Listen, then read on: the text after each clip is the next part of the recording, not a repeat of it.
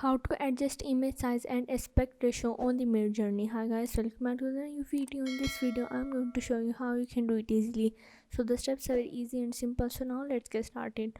First of all, you have to go on your Discord, and here you have to join a server of the Midjourney.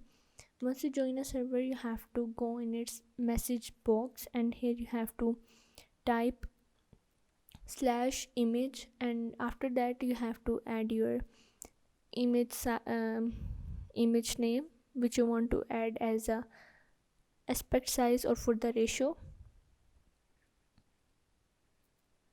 I am adding a French dog, you can add anyone, and after that the main code is you have to add the hyphen, and after that you have to type AR. Once you add it, here is the promote code of your aspect ratio and the size. You have to just accept that. So yeah, this is how you can adjust image size and aspect ratio on the Midjourney.